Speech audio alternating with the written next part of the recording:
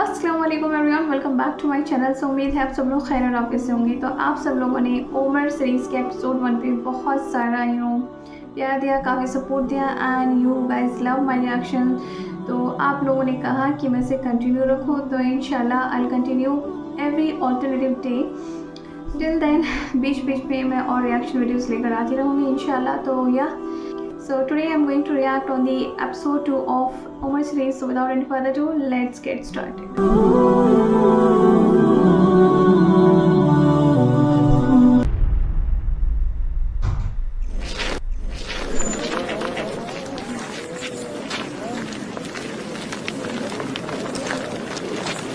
أنت صباحا يا أبا بكر. أنتم صباحا.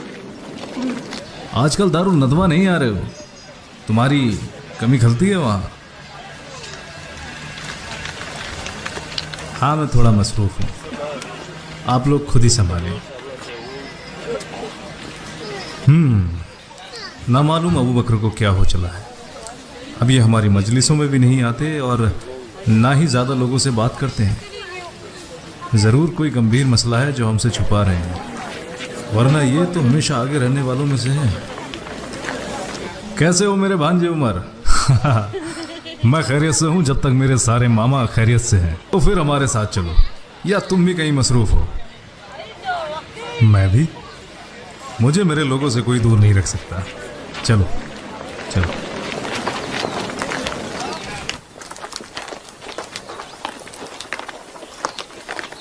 أبا بكر. عثمان. कहाँ? मैं कौम की मजलिस में जा रहा हूँ। क्या कुछ नया होने वाला है वहाँ? नहीं, बस वो पुरानी बातें। अगर कुछ नया होता तो तुम्हें ज़रूर मालूम होता। क्या कोई बात है जहन में? अगर तुम मुझे बताना बेहतर समझो तो शायद मैं तुम्हारी कोई मदद कर सकूं। हाँ, अगर मैं कहूँ वाकई कोई बात है जो हम सब के लिए बेहतर है और मैं ज़्यादा से ज़्यादा अपने लोगों को इस बारे में बताना चाहता हूँ। तुम मेरे सबसे ज़्यादा करीब हो और तुम मेरे। लेकिन बात क्या है? आज मजलिस को छोड़ो और मेरे साथ चलो। अच्छा एक बात बताओ, तुम अपने भाई के बारे में क्या सोचते हो? कौन? आप? क्या मैंने कभी तुमसे झूठ कहा है? नहीं, बिल्कुल नहीं, बल्कि आप तो सबसे सच्चे और नेक दिल इंसान हैं और हम सबसे ज़्यादा सच्चे मोहम्मद इब्ने अब्दुल्ला हैं। हाँ वाकई, जैसा आपने कहा वो अस्सादिकुल अमीन है। लेकिन आप उनकी बात क्यों कर रहे हैं? कुछ बताएंगे? हाँ बताऊंगा, लेकिन पहले एक वादा करो, तुम इसका जिक्र किसी और से नहीं करो। तुमने वाकई मुझे परेशानी में डाल दिया, मैं वादा करता हूँ। लेकिन मुझे अब लगने लगा है ज़रूर कोई गंभीर मसला है। हाँ वाकई ऐसा है। सारे अरब में पहले कभी किसी ने ऐसा कुछ नहीं सुना होगा जो सबकी ज़िंदगी को सही रास्ते पर ले आएगा, दुनिया में ही नहीं आखिरत में भी। आखिरत? या आखिरत क्या है? आखिर नहीं मालूम।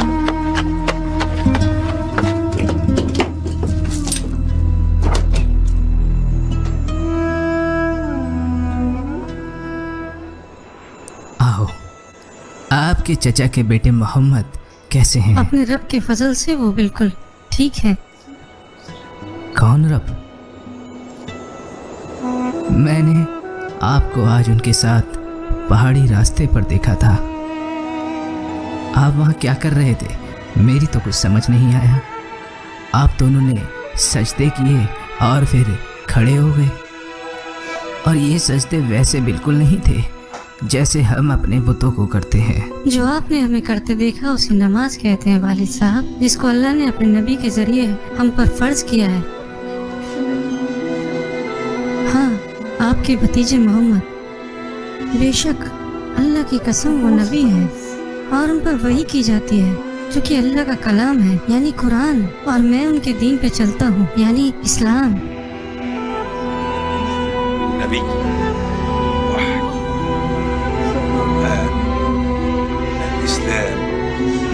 आपने बहुत कुछ कह दिया मेरे बेटे। आओ बैठो और मुझे अपने इस दीन के मुतालिक और बताओ इस दीन से मुराद क्या है? कहाँ जा रहे हो अम्मार? मुझे कुछ काम है अप्पा जी। तुम हमेशा कुछ ना कुछ काम का बहाना बनाकर चले जाते हो और जब भी मैं पूछता हूँ मुझे कुछ भी नहीं बताते। मैं यहाँ अकेला रह जाता हूँ। ऐसा क्या काम करते हो जिसका मुझे इल्म नहीं? अब तुम कहाँ जा रही हो? मैं तो अबू अल हाकम इब्न हिशाम के घर जा रही हूँ। उनकी बीवी ने मुझे बुलाया है, शायद कुछ काम है। ये कहो कि उनको आपसे अपनी खिदमत करानी है। उनके खुद के भी तो नौकर हैं। उनका नौकर बीमार है और इसके अलावा बनु मखजूम हम पर हक रखते हैं। हाँ, साथी हैं, गुलाम नहीं हैं। और वो आज भी आपसे गुलाम औरत की तरह ही व्यवहार करते हैं। उन्होंने आपको आज़ाद तो कर दिया, मेरे अब्बा से शादी भी करा दी, लेकिन वो आज भी हमको गुलाम ही समझते हैं। चुप हो जाओ अम्मार, तुम हमें ऐसी परेशानी में न डालो जिसका कोई हल नहीं है। उनके हम पे बहुत एहसान है। जानते हो, जब मैं यमन से यहाँ आया था तो मखजूम कबीला ही था जिसने मुझे आसरा दिया और मेरी हिफाजत की और मुझे अपना साथी बनाया। अब मेरी रूह पर सिर्फ उन्हीं का ही हक है। इस रूह का मालिक उसका बनाने वाला है। क्या कहा इसने? दीन में इख्तिलाफ। मेरे बेटे, वो आपको हक के रास्ते पर चलने के लिए बुला रहे हैं। आप हमेशा उनके साथ ही रहना, और जब तक अल्लाह की मर्जी ना हो तब तक इस बारे में किसी और से जिक्र भी नहीं करना।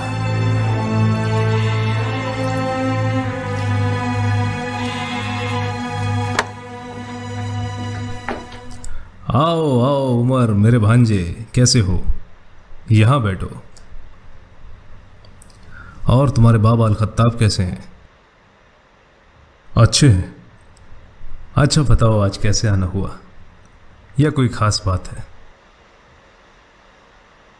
मैंने कुछ सुना है जो मुझे पसंद नहीं आया। मुझे नहीं लगता आप इस बात से अनजान हैं। तुम्हारा मतलब मोहम्मद,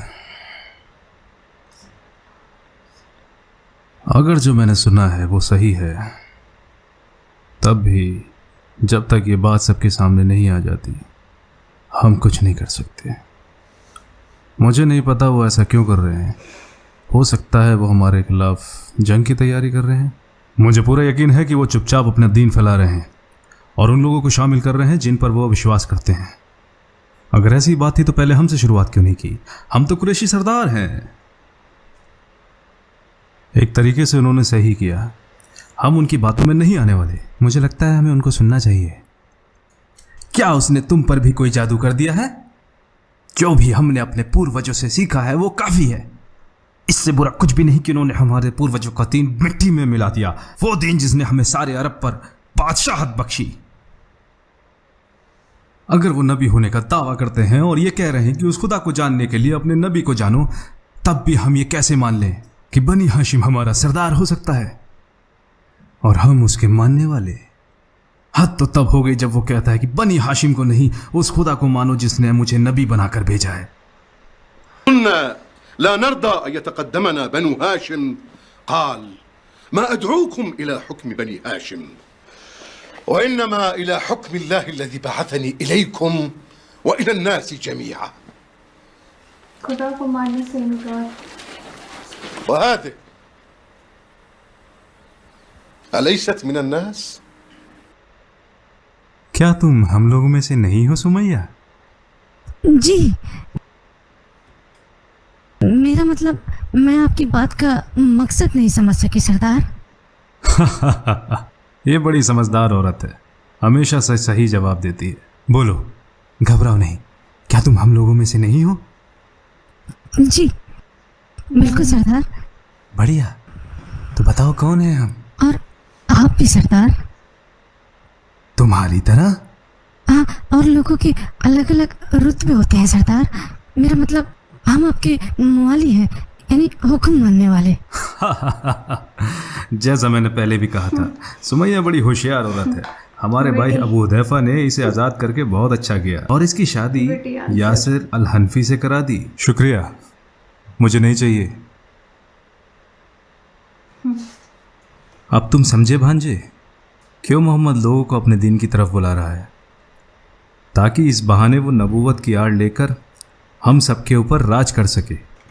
हमारे खुदाओं की कसम, अगर उसने हमसे थोड़ी भी उम्मीद रखी तो उसे मुंह की खानी पड़ेगी। सुमैया, आज हमारी तरफ से सबके लिए खाने का इंतज़ाम करो, कोई भी भूखा ना रह पाए। और हाँ, कंजूसी बिल्कुल मत करना। जो हुक्म सरदार। इक्रिमा, हमारे सभी नौकरों से कहो कि वे लोगों को रात के खाने के लिए बुलाए और कोई भी राहगीर या फकीर भूखा न रहे। देखता हूं वो कैसे लोगों को अपनी तरफ बुलाता है।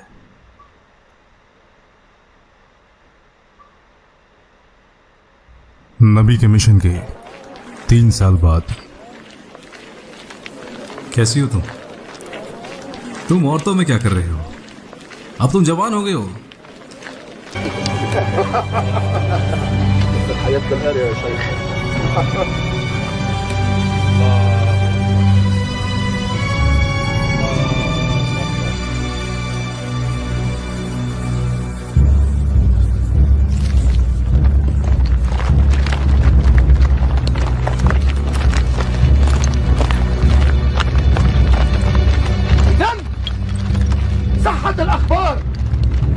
तो खबर पक्की है।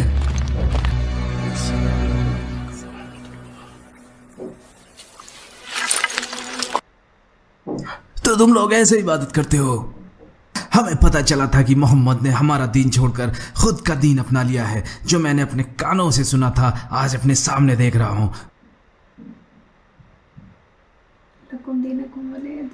मुझे तो यकीन ही नहीं हो रहा।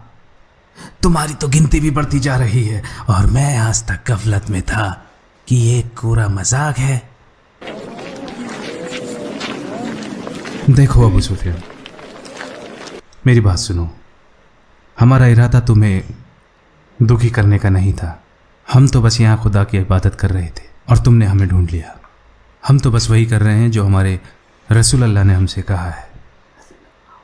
रसूल अल्लाह, ये बस एक खुदा की मर्जी थी जो तुमने हमें यहाँ देखा। और अब मेरी मानो तो हमें अपना काम करने दो और तुम अपना काम करो। हम तुमसे नहीं पूछेंगे कि तुम क्या कर रहे हो और तुम हमसे ना पूछो कि हम क्या करते हैं। वाह वाह, इससे बुरा और क्या हो सकता है। अब्दुल्लाह इब्ने मसूद, वल्द इब्ने उम्मे अब्द, तू तो भेड़े चलाता है।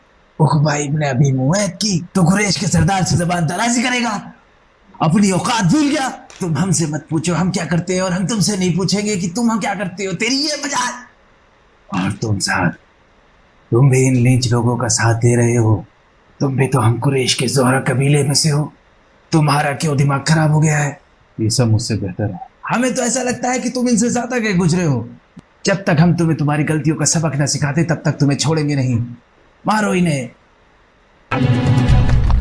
मारो इन्हें।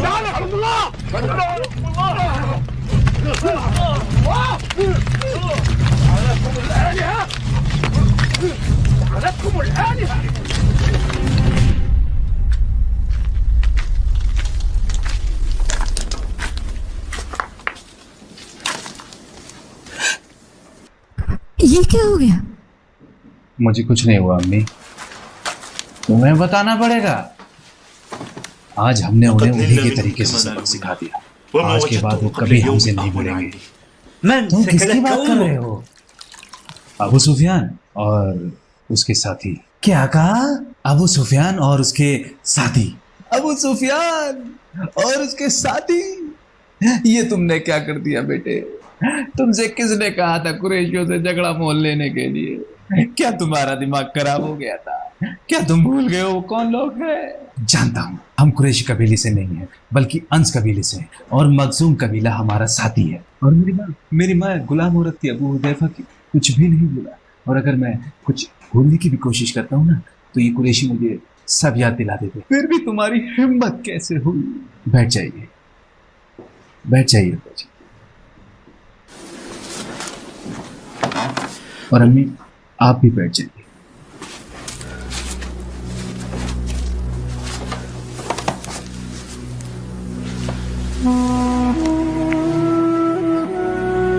أعوذ بالله من الشيطان الرجيم بسم الله الرحمن الرحيم والضحى والليل إذا سجى ما ودعك ربك وما قلى وللآخرة خير لك من الأولى ولسوف يعطيك ربك فترضى ألم يجدك يتيما فآوى ووجدك ضالا فهدى ووجدك عائلا فأغنى فأما اليتيم فلا تقهر وأما السائل فلا تنهر وأما بنعمة ربك فحدث.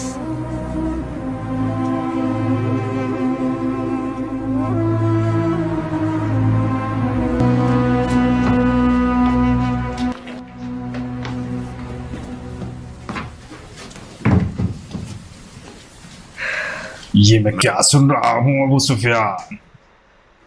क्या ये सच है कि? जी हाँ, वो बिल्कुल सच है। तो जब तुमने उन्हें पहाड़ी पर देखा तो करने देते जो वो कर रहे थे। तो आप क्या सब कुछ जानते हुए भी शुतुरमुर्ग की तरह मुंह छुपाकर बैठे रहेंगे अब्बा जी? आग को हवा मत दो हिंद। हिंद, ओके। ठीक है, तो आप जानते हैं ये एक आग है जो एक चिंगारे से भड़की है, और अगर इसे हमने अभी ही नहीं बुझाया तो ये हमारे घरों को भी जला डालेगी।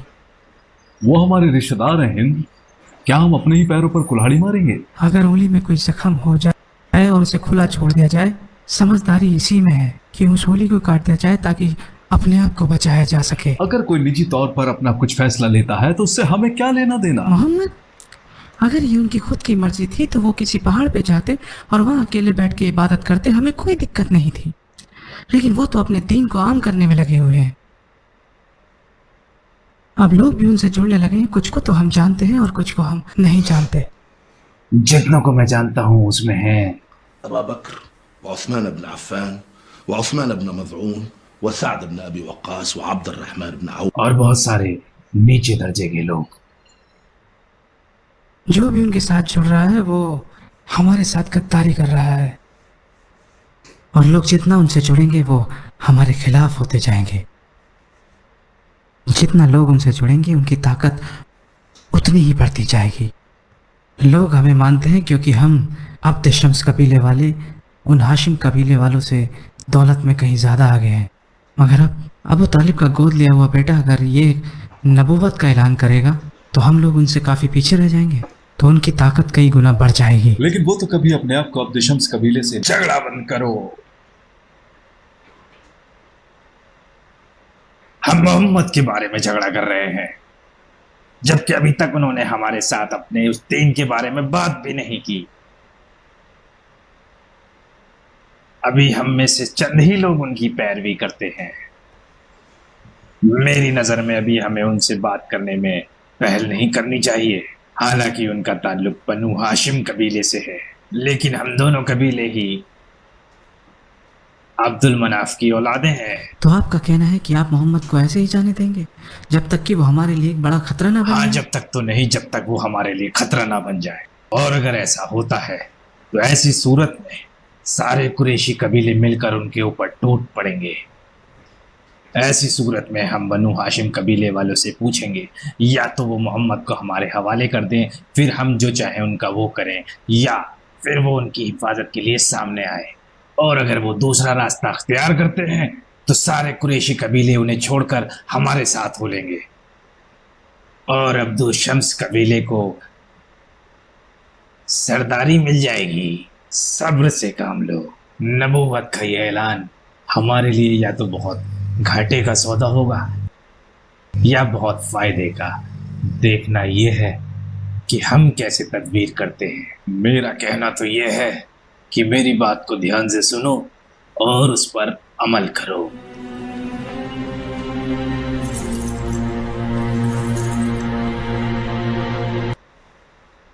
खुदा की कसम, बड़ा ही खूबसूरत कलाम है। ये किसी इंसान का कलाम नहीं हो सकता।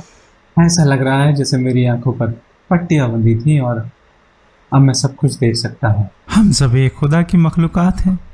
एक खुदा जिसने हम सबको एक जोड़े से पैदा किया। वो एक खुदा जो हमें बराबरी का हक देता है, तख्लीक, हुकूक और फ़राइज़ में भी। दौलत और बराबरी कोई फ़ख्र करने की चीज़ नहीं। लेकिन अबू सुफियान और उसके परिवार वालों ने जो सलूक साद बिन अबी वक्कास के होते हुए आप लोगों के साथ किया, तो सोचो वो हमारा क्या हाल करेंगे अगर हमने उनके बताए तरीकों को छोड़कर नबी की इब्तिदा करनी शुरू कर दी तो। अम्मार के अब्बू, जब आपको सच्चाई का पता चल ही गया है, जैसे कि हमारे नबी ने बताया, तो अब आपको किसका डर है? हमारे साथी यानी मखजूम कबीले वालों का, या उनके खुदाओं का, या हमारे और आपके सरदारों का? हाँ, ये सच है कि मैं अबू हुदैफा के यहाँ गुलाम औरत थी। वो बड़े ही नेक दिल और ईमानदार इंसान थे। उन्होंने मुझे आज़ाद कर दिया और आपके साथ मेरा ब्याह भी करा दिया। लेकिन कुरैश की औरतें आज भी मुझे एक गुलाम की तरह ही मानती हैं। जब भी वो मुझे देखती हैं तो बस यही बोलती हैं कि वो देखो अबू हुदैफा की गुलाम औरत। अगर कोई मुझे अपने पास बुलाता भी है तो सिर्फ अपनी खिदमत कराने के लिए। उन्होंने कभी भी मुझे अपने पास बैठने का मौका नहीं दिया। मगर आज मुझे पता लग चुका है कि मैं किसी की गुलाम नहीं। मेरा मालिक बस वो एक अल्लाह है। अम्मार, मुझे नबी के पास ले चलो ताकि मैं भी इस्लाम कबूल कर लूँ। और अगर तुम्हारे अब्बा नहीं जाना चाहते तो कोई बात नहीं, मैं आगे भी उनकी ऐसी खिदमत करूँगी जैसे पहले करती आई हूँ।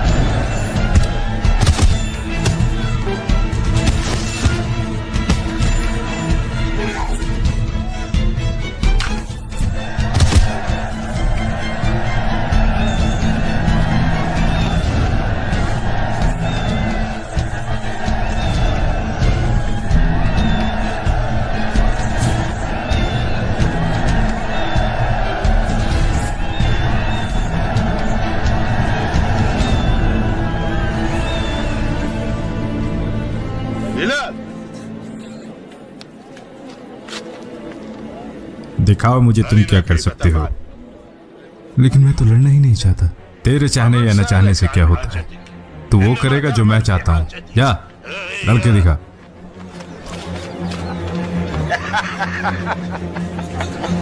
قد ظلمه أبوك وما عسى ابن حمامة أن يصنع مع ذلك الفحل. هيا يا وحشي، هيا يا ابن حمامة، أرنا منك اليوم قوة، فإن صرعت فلك عندي جائزة.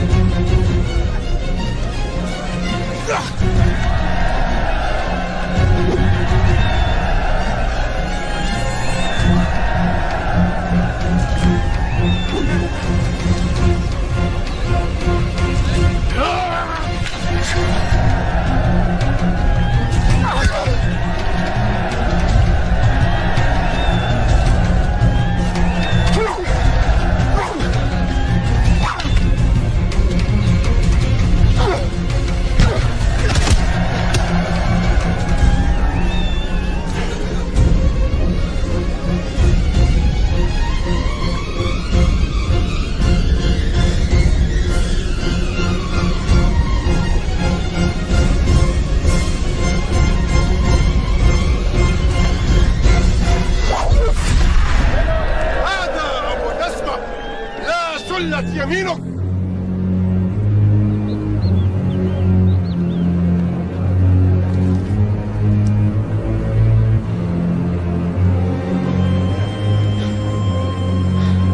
رق الحبشي لابن جلدته.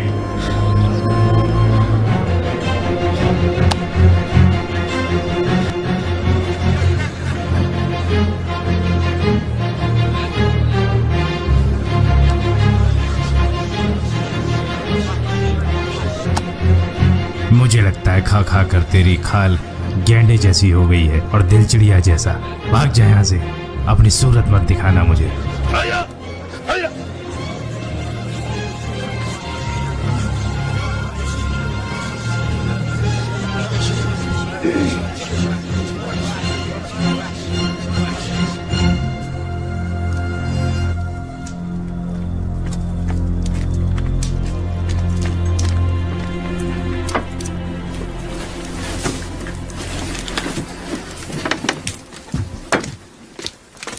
أنت तुम आज बहुत अच्छे लड़े। नहीं, मुझे आते हुए किसी ने नहीं देखा।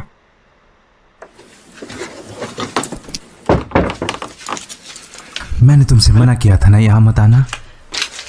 तुम्हें किसका डर है, अपने मालिक का या लोगों का? मुझे अपने लिए डर नहीं लगता, बल्कि तुम्हारे लिए लगता है। आज तुम्हारे मालिक तुमसे बहुत खुश होंगे, क्योंकि तुमने सभी लोगों को हरा दिया।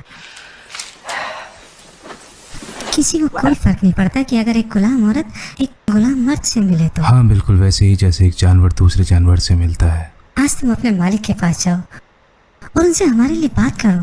अरबी लोग तो हमेशा से ही आपस में गुलाम मर्द और औरतों की शादी। अभी सही वक्त नहीं आया है। तो कब सही वक्त आएगा?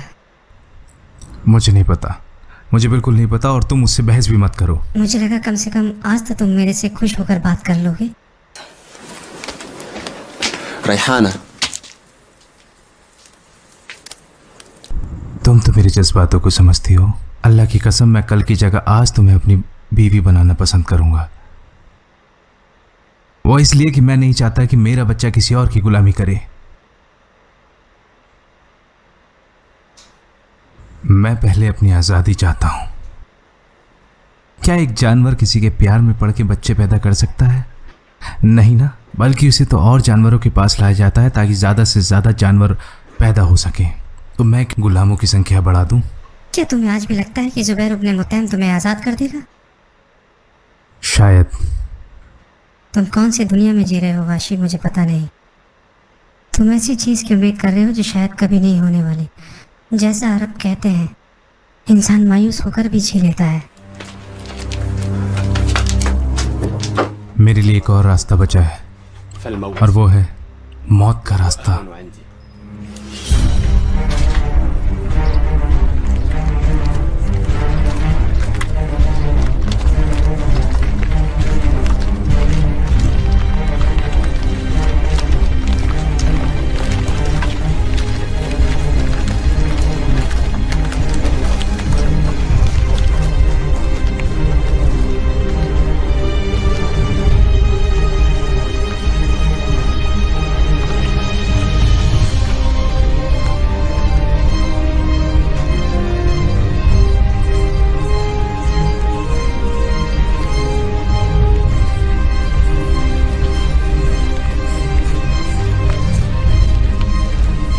बिस्मिल्लाह अर्रहमान अर्रहीम वअन्ज़िर अशीरतक अलअक़रबीन वख़्फ़िद जनाहक लिमन इत्तबअक मिनल मुअमिनीन।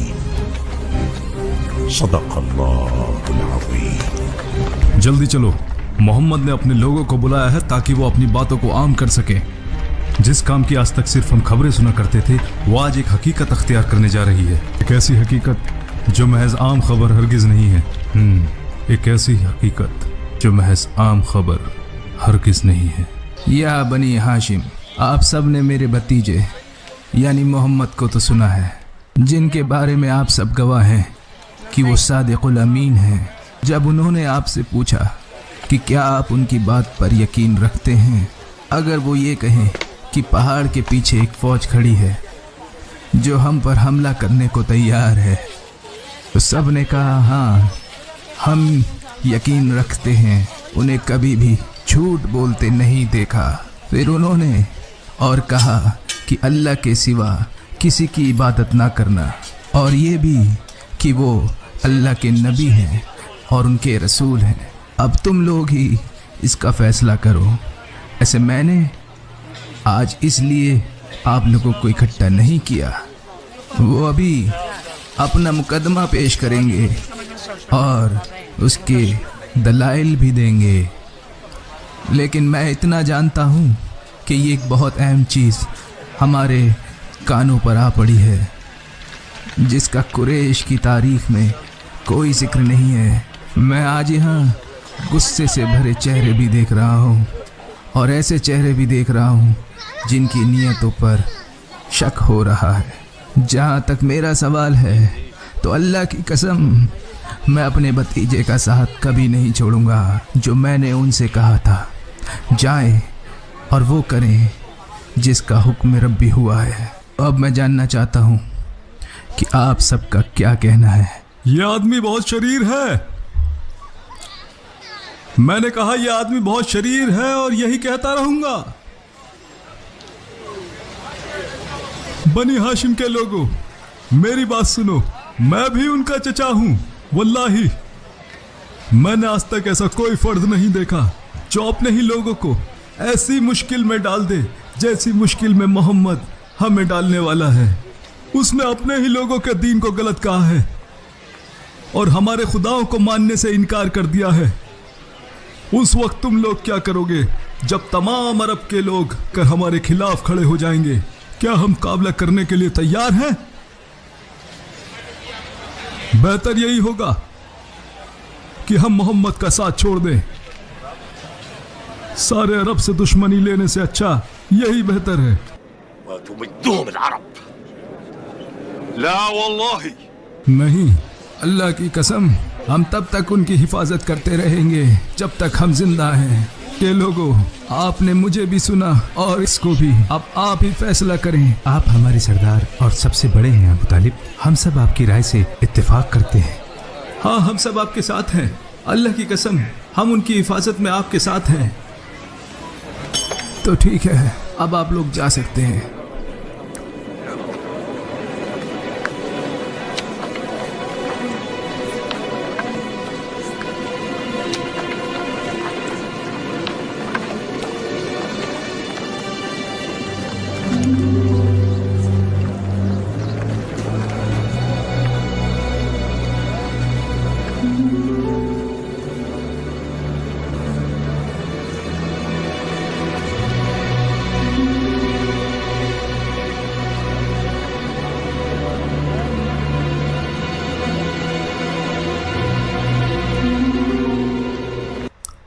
उमर, आप क्या सोचते हैं उनके दीन के बारे में? बिल्कुल वही जो आपको सोचना चाहिए, जो कुरैश के हर फर्ज को सोचना चाहिए, जो कोई भी सबको खुश और एक दूसरे के साथ देखना चाहता है और जिसको रिश्तेदारों के आपस में लड़ाई झगड़े बिल्कुल भी पसंद नहीं, यानी कि एक दूसरे के खिलाफ होना नापसंद है। क्योंकि अगर हम ऐसा नहीं सोचेंगे तो सारे अरब मिलकर हमें नोच खाएंगे। क्या आपको लगता है कि ऐसा होगा? मुझे पूरा यकीन है। तुम्हें क्या लगता है कि ये सिर्फ बातें हैं जो चंद लोग मांग लेंगे और चंद लोग ठुकरा देंगे? हम हरम के निगहबान लोगों में से हैं ज़ैद। उनके नज़दीक हमारी इताअत करना उनके मज़हब का हिस्सा है और बाकी अरब इस हरम की वजह से हमारी इज्जत और तकरीम करते हैं। और जो कोई भी हमारी ख्वाहिशों के खिलाफ जाने की सोचे वो यही समझता है कि वो हमारे खुदाओं के खिलाफ जा रहा है।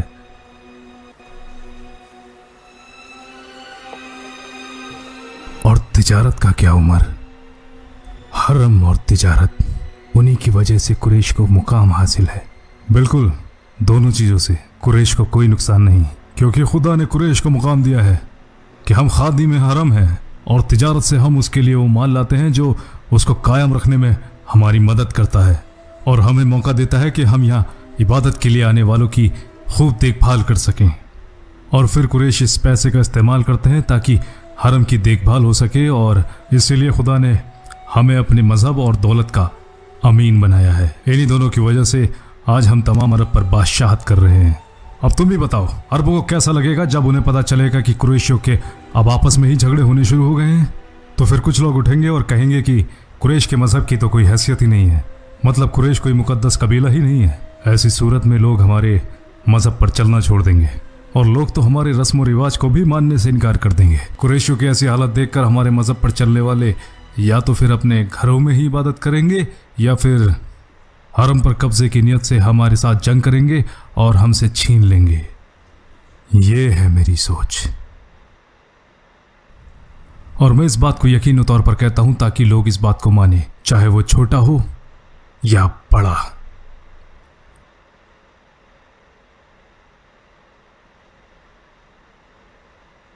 क्या बात है, वहां कुरैश के बड़े लोग मजलिस कर रहे हैं। आओ मेरे साथ चलो।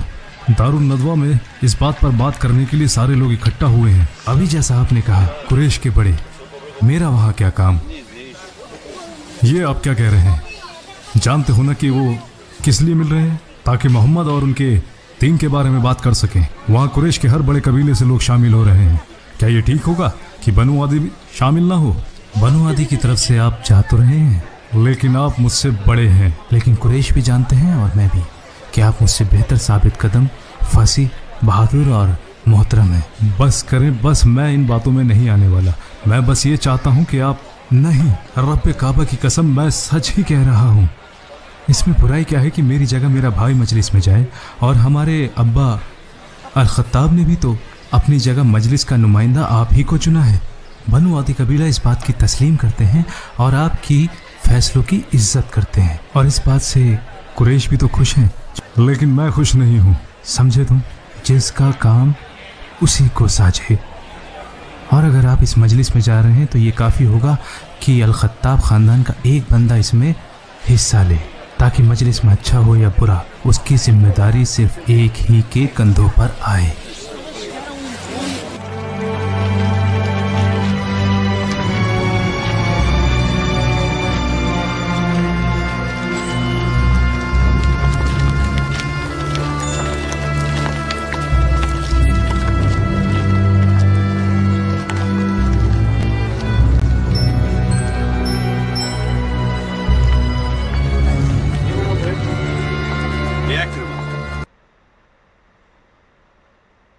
तुम लोग यहाँ खेल रहे हो, जबकि अंदर सभी बड़े अहम मौजू पर बात कर रहे हैं, मोहम्मद के बारे में। क्या तुम कुछ नहीं कहोगे कि वो अपनी अकल से मसले हल कर दें, वरना हम अपनी तलवार से तो कर ही देंगे। उमर भी अब बड़ों की मजलिस में बैठने लगे हैं, हालांकि मुझसे छोटे हैं।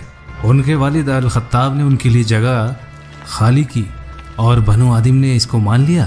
गुस्से के थोड़े तेज हैं, लेकिन इस इज्जत के हकदार हैं। वैसे मैं और उमर रिश्तेदार भी हैं, इसलिए जरा देख के बात करना। खालिद ने ठीक ही कहा। तुमसे किसने कहा कि मैं उमर के बारे में कुछ बुरा बोलने वाला था? तुम्हारी आंखों में नजर आ रहा है, और मैं तुम्हें अच्छी तरीके से जानता हूं। चलो उमर, ये शर्त मेरे और सफवान के बीच में लगा दो।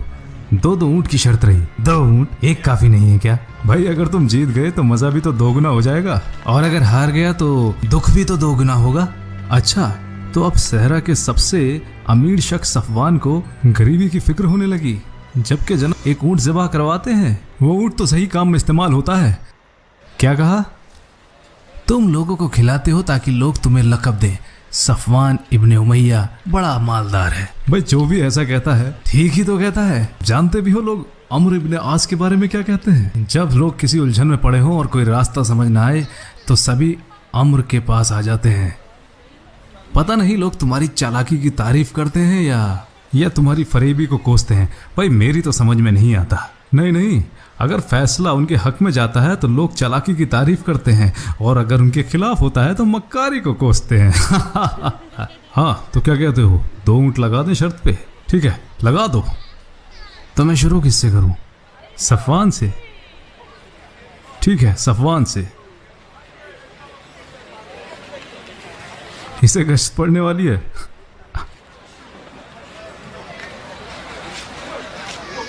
अफसोस मेरे भाई, अब तुम भी मेरे साथ ऐसा सलूक करोगे। भाई मैं क्या कर सकता हूं, मैं तो बस तुम लोगों को खिला रहा हूं। कोई बात नहीं सफवान, तुम बहुत अमीर हो और तुम्हारे अब्बा भी। अगर तुम कुछ हार भी गए तो तुम्हारे अब्बा तुम्हारी मदद कर देंगे। भाई मेरे अब्बा के पास इतना माल नहीं है जितना तुम्हारे बाप अल वलीद अल मुगीरा के पास है। काफ़ी लोगों को कंगाल बना चुके हैं, मक्का और ताइफ दोनों में। मैंने अल्लाह और अल-उज़्ज़ा की इबादत की थी यहाँ आने से पहले, और दोनों के नाम पर जानवर कुर्बान करके लोगों को भी खिलाए थे। शायद तुम्हारी आवाज़ उन तक पहुँची नहीं, वरना वो तुम्हारी मदद ज़रूर करते। या फिर हो सकता है तुमने सेहतमंद ऊँटनी कुर्बान ना की हो। आमर, तुम खेलना चाहोगे? ये सफवान अल्लाह और अल-उज़्ज़ा की इबादत करके यहाँ आया, जो कि उनके लिए पैसे और जानवर भी कुर्बान करता है, और फिर भी हार गया। तो फिर सोचो अल्लाह और उज़्ज़ा मेरे क्या हश्र करेंगे, जिसको उनके पास से गुजरे भी महीना हो गया और आज तक बस एक कमज़ोर सी बकरी उनके नाम पर कुर्बान की है। तुम्हें क्या हो गया अबू जंदल? क्या लगता है अबू जंदल बड़ों की बात सुनने में ज़्यादा मसरूफ़ है।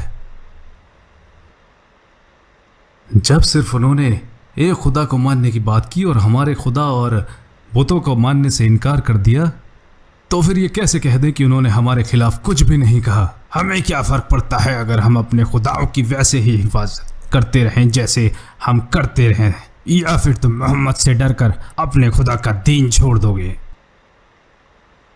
अबू अल-वलीद, ऐसे मामलात में हर किसी की सोच एक जैसी नहीं होती। देखो, कुछ लोग अब हमारे दरमियान इस मजलिस में भी नहीं हैं। कहाँ है अबू बकर, कहाँ है उस्मान, कहाँ है अबू उबैदा? हमें सिर्फ उन लोगों का पता है जो हमारे बीच से गायब हैं, या वो लोग जो ये मानते हैं कि दीन मोहम्मद कबूल करके लोगों पर। So this is the episode 2 of Umar series and सबसे इससे पहले वाला अगर आपने एपिसोड नहीं देखा तो आप देख सकते हैं। एंड उसमें हमने देखा था कि किस तरह से स्टार्ट होता है ये सब, और उमर इब्न अल खत्ताब के बारे में हमने देखा एंड तिजारत के बारे में हमने देखा था, और हमने देखा कि खाने काबा की चारों तरफ क्या है आइडोलेट्री हो रही है, और ये सब हमने देखा। ओके, अब इस वाले जैसे जैसे हम पीछे मतलब ये जो सीरीज़ है जैसे जैसे और पीछे लेके जाते जा रही है हमें टाइम के, तो हमने इसमें नोट किया कि जो इस्लाम जो स्टार्ट हुआ था, जो लोग दीन पे आना शुरू हुए थे वो किस तरह से आने शुरू हुए थे, और वही प्रोसेस आखिरत तक कायम रहेगा। जैसे कि हमने देखा कि वो जो गुलाम थी और उस गुलाम को कैसे उसने बताया कि कैसे ट्रीट किया जाता था, लेकिन वो साथ में ईमान लाई थी और अल्लाह को मानती थी, ठीक है। और मतलब उस वक्त लोग छुप छुप के नमाज़ें पढ़ते थे, जैसे कि हमने देखा पहाड़ पे 4-5 लोग नमाज़ पढ़े थे, फिर वहाँ पे उन्हें कुछ कुफार्स ने देख लिया और फिर वहाँ पे लड़ाई हो गई। वहाँ पर सूरह काफिरून का उन्होंने ट्रांसलेशन बोला कि तुम अपने दीन पे, हम अपने दीन पे, तो कि तुम वो नहीं फॉलो कर सकते जो हम फॉलो करते हैं, और हम वो फॉलो नहीं करेंगे जो तुम फॉलो करते हो, यानी कि उस दिन को फॉलो नहीं करेंगे। तो फिर इसी तरह से अब हमने देखा कि कैसे कैसे इस्लाम फैल रहा था धीरे धीरे, कैसे कैसे लोग उस इस्लाम के अपोज थे। So I haven't watch this series yet, तो अभी ये एपिसोड 2 है, बट जहाँ तक मुझे लगता है हमें धीरे धीरे पता चलेगा इस सीरीज़ के थ्रू कि व्हाट इज़ एक्चुअल इस्लाम, यानी कि इस्लाम is a way of life. हम इसके अलावा भी बहुत हमारा इस्लाम क्या है, किस तरह से उन लोगों ने हक़ के लिए लड़ा, तो वो सब हम चीज़ जानेंगे धीरे धीरे। और ये इसमें थोड़ा सा कहीं ना कहीं अरबिक डबिंग थी और कहीं कहीं उर्दू थी, but all over the series is amazing. अब फिर हमने इस एपिसोड में देखा कि हमने हज़रत अबू बकर की एंट्री भी देखी, धीरे धीरे हमने हिंद की एंट्री भी देखी, और हम सब जानते हैं कि हिंद कौन है। So if you love my videos don't forget to like, comment, share and subscribe. अल्लाह हाफिज़।